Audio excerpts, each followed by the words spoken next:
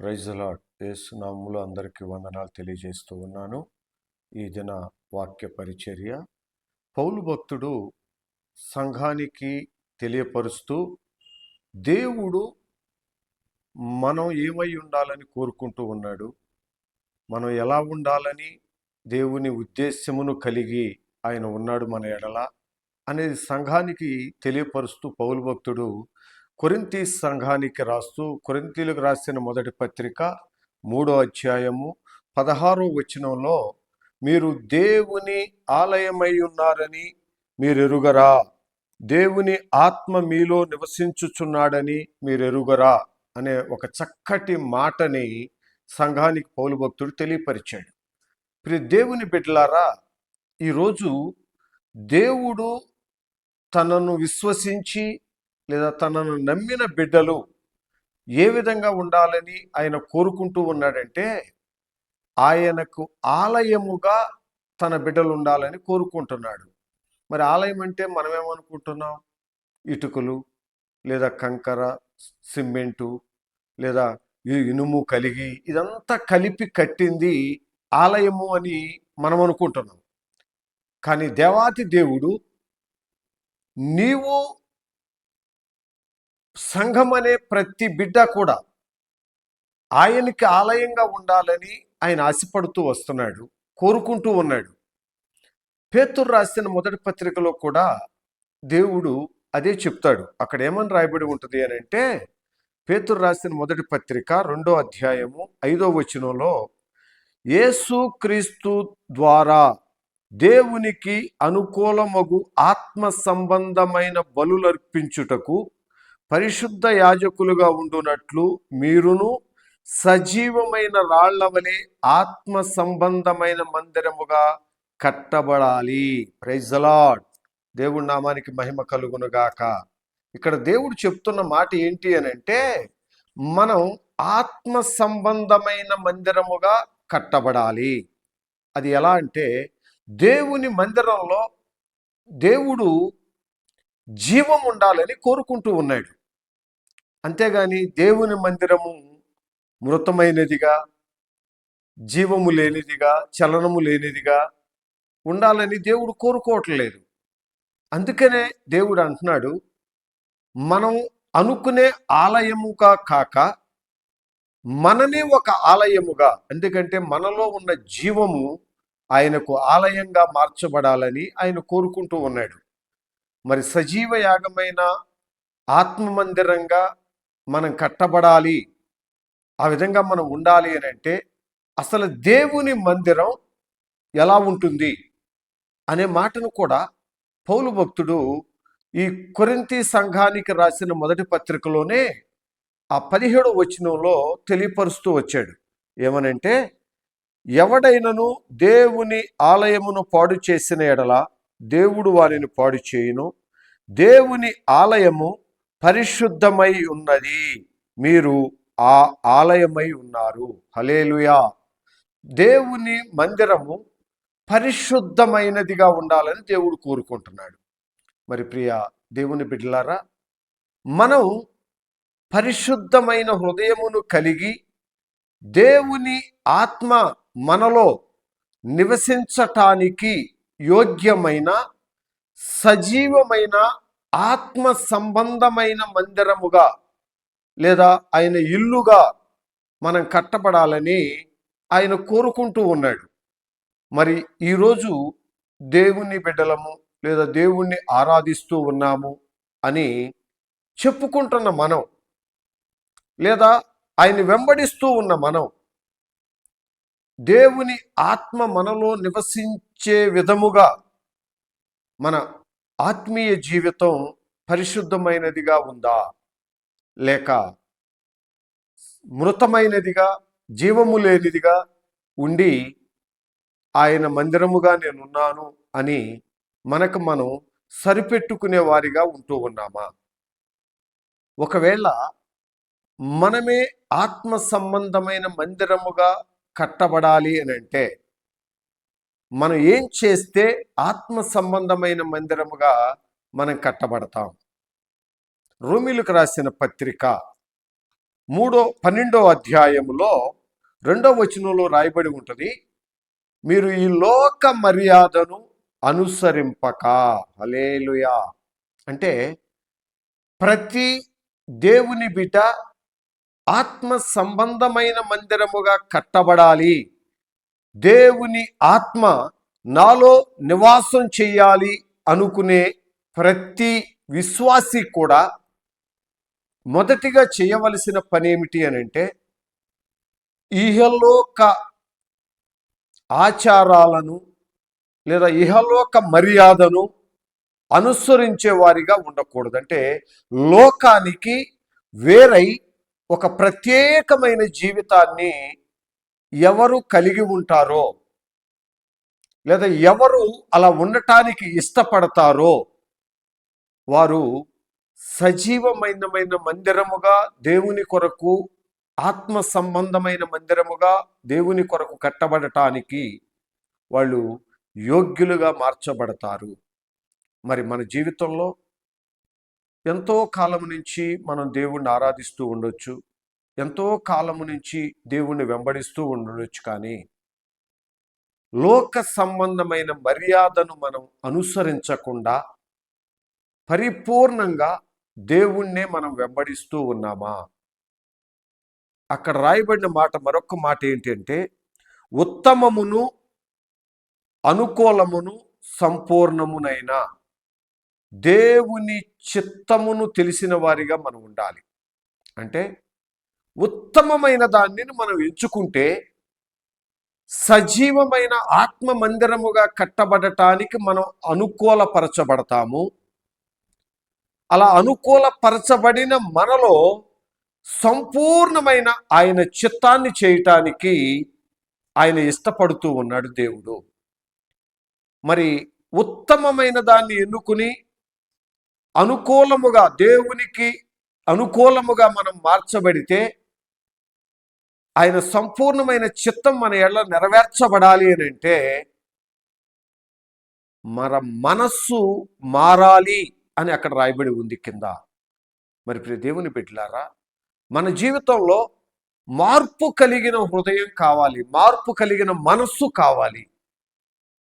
మరి మార్పు కలిగిన మనస్సు ఎప్పుడు మనలోకి వస్తుంది? లేదా మార్పు కలిగిన హృదయాన్ని ఎప్పుడు మనం దేవునికి అనుకూలంగా, ఆత్మ మందిరంగా మనం కట్టబడటానికి అనుకూలంగా, లేదా ఆత్మ మనలో నివాసం చేయటానికి అనుకూలంగా ఎప్పుడు మనం కనబరచబడతాము అని అంటే, ఈ లోక మర్యాదను అనుసరింపకుండా దానికి ప్రత్యేకముగా దూరముగా జీవించబడుతున్న వారమైతే, లేదా ఒక ప్రత్యేకించబడిన జీవితాన్ని మనం కలిగి ఉన్న వారమైతే తప్పకుండా మనం దేవుని ఆత్మ నివసించటానికి యోగ్యమైన సజీవమైన ఆత్మ మందిరముగా మనం కట్టబడగలుగుతాం. కానీ ఈరోజు మనం దేవుణ్ణి ఏ విధంగా ఆరాధిస్తూ ఉన్నామంటే, లేదా ఎలా ఆరాధిస్తూ ఉన్నామంటే, ప్రతి ఆదివారము దేవుని మందిరానికి వెళ్తూ ఉన్నాం, లేదా దేవుని వాక్యాన్ని వింటూ ఉన్నాం, ఆరాధన చేస్తూ ఉన్నాం, తిరిగి మన గృహాలకు మనం వచ్చివేస్తూ ఉన్నాం. ఇదే దేవుణ్ణి వెంబడించే లేదా దేవుణ్ణి అనుసరించే ఒక మార్గము అని మనం అనుకుంటున్నాం. కానీ దేవుడు అక్కడితో మనం ఉంచాలని, అక్కడే మన ఆపివేయాలని కోరుకోవట్లేదు. ఆయనే మనలో నివాసం చేసేంత యోగ్యమైన వ్యక్తులంగా మన హృదయాన్ని ఆయన మార్చి ఆ స్థితిలో మనం ఉంచాలి, మనలో ఆయన నివాసం చేయాలని కోరుకుంటూ ఉన్నాడు. మరి అలా కోరుకుంటున్న దేవుడు ఉత్తమమైన దానిని ఎంచుకోవాలి అని ఆశపడుతూ ఉన్నాడు గనక, ఏంటి ఉత్తమమైనది?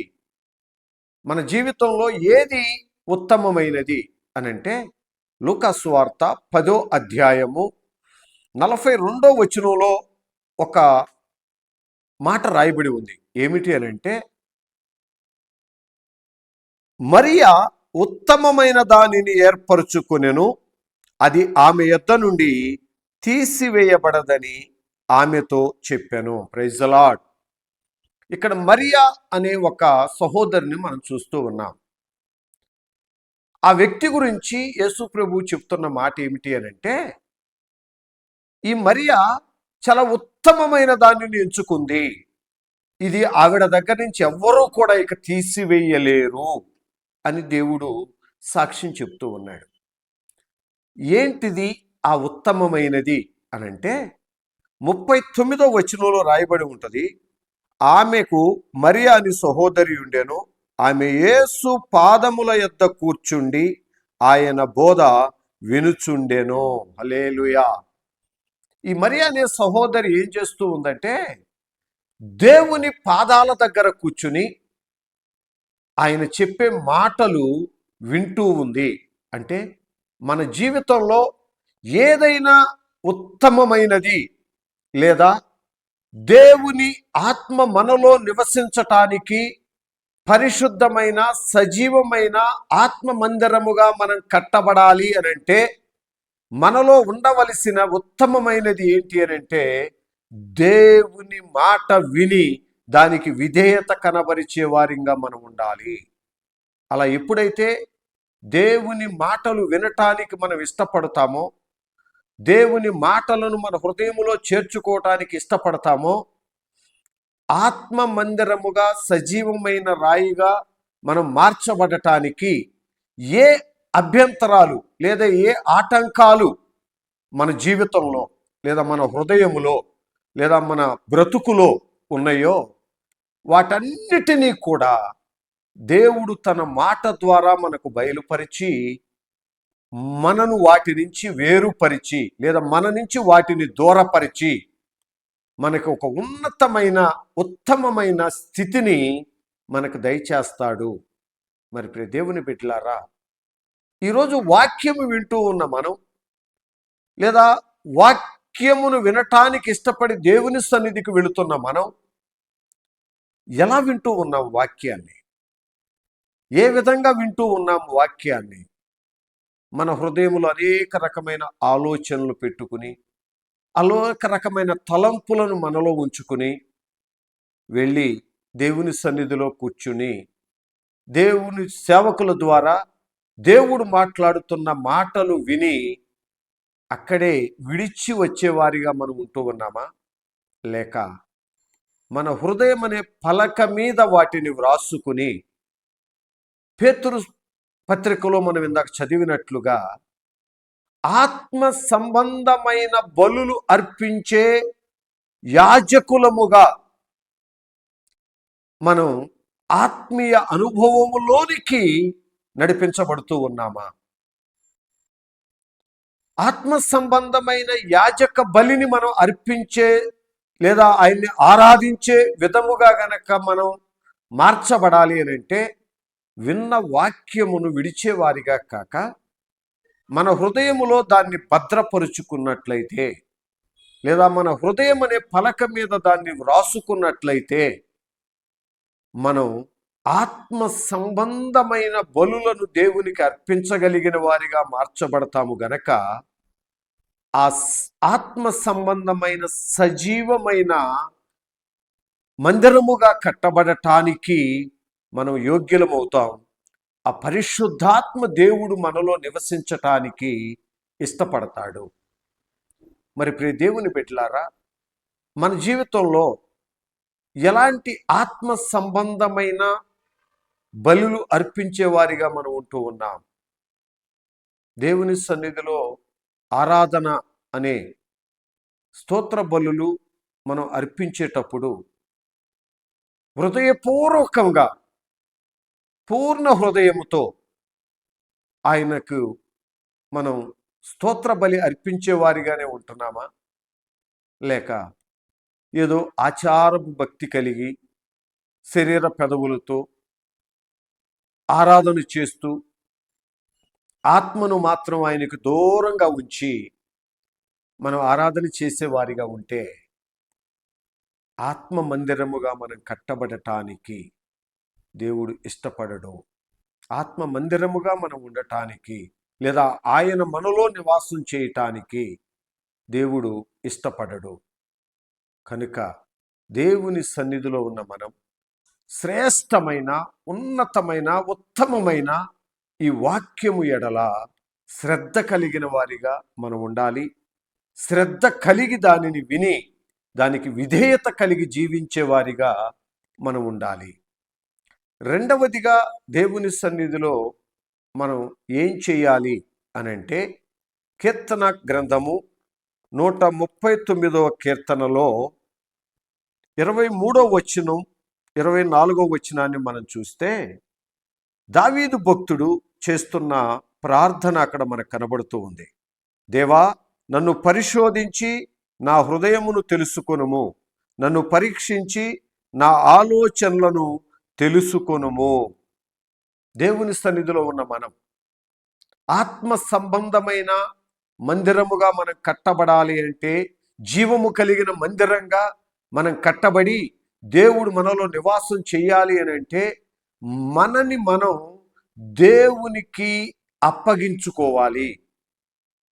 దేవా, నాలో నీకు ఆయాసకరమైనది లేదా నీకు ఇష్టము కానిది, నీవు నాలో నివసించటానికి ఆటంకపరిచేది, అభ్యంతరపరిచేది ఏమైనా ఉందేమో ఒక్కసారి నన్ను నీవు పరిశీలన చేయి లేదా నన్ను పరీక్షించు అని దేవునికి మన హృదయాన్ని మనం దేవునికి అప్పగించుకుంటే, లేదా మనని మనం దేవునికి అప్పగించుకుంటే, మనలో ఆయనకు ఆయాసకరమైనవి ఏమైనా ఉన్నాయేమో చూచి ఆయన మనలో నుంచి వాటిని తొలగించటానికి ఇష్టపడుతూ ఉన్నాడు.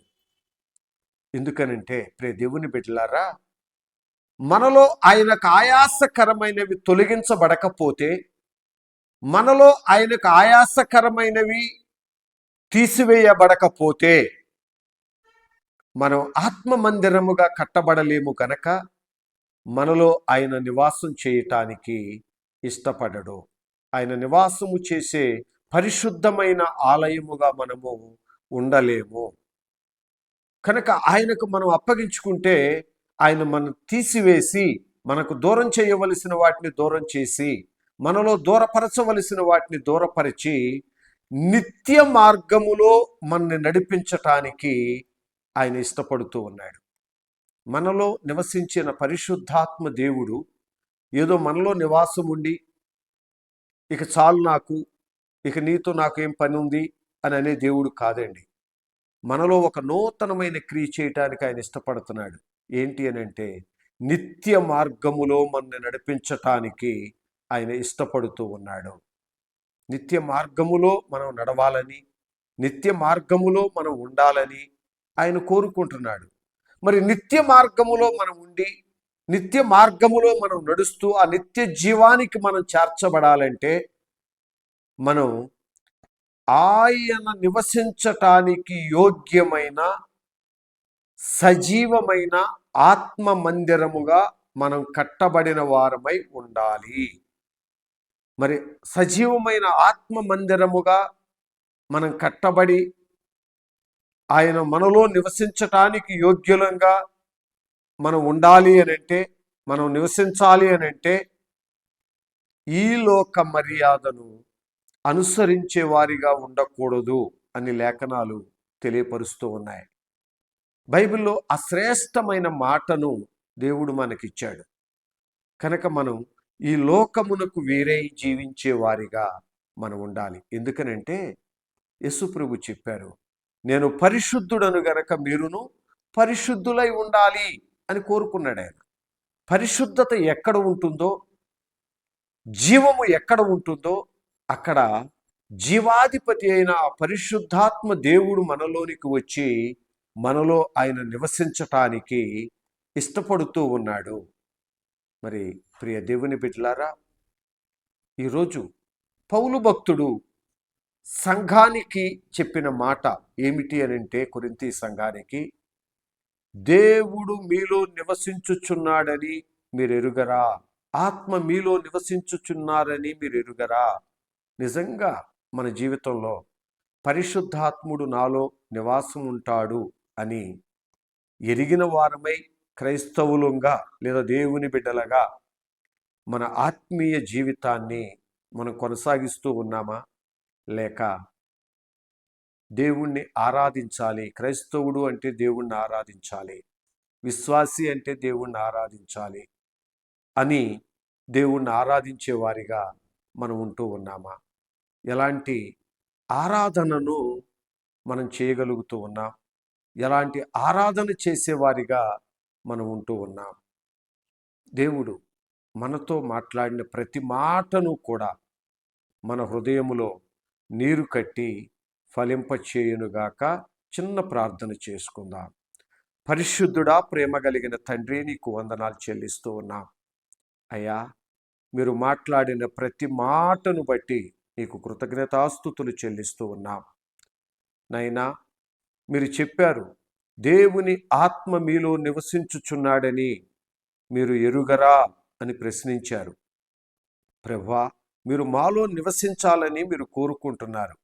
మాలో మీరు నివసించాలంటే మేము పరిశుద్ధతను కలిగిన వారిగా ఉండాలని, సజీవము కలిగిన ఆత్మ మందిరముగా కట్టబడే రాళ్ల వలె మేము మార్చబడాలని మీరు తెలియపరిచారు.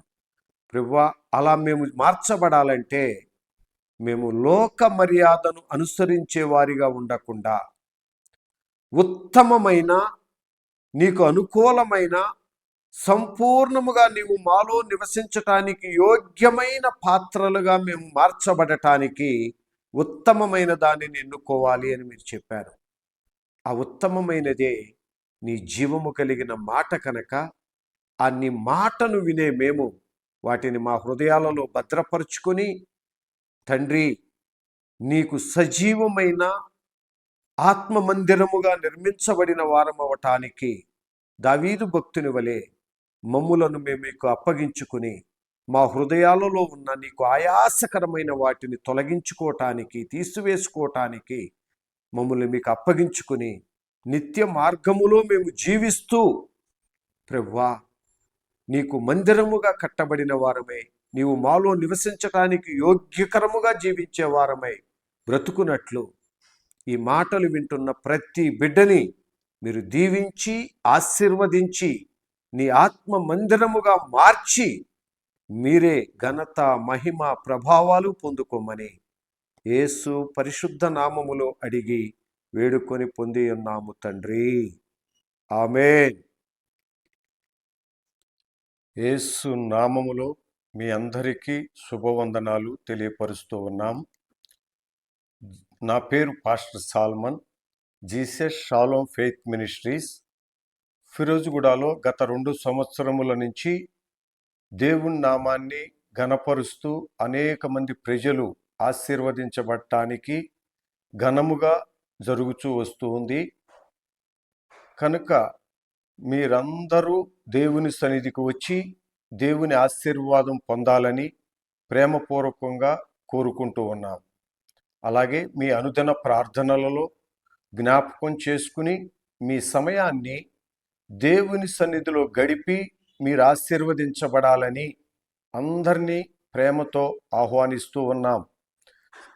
ఆరాధన జరిగే సమయం సాయంత్రం 5:30 నుంచి మొదలవుతుంది.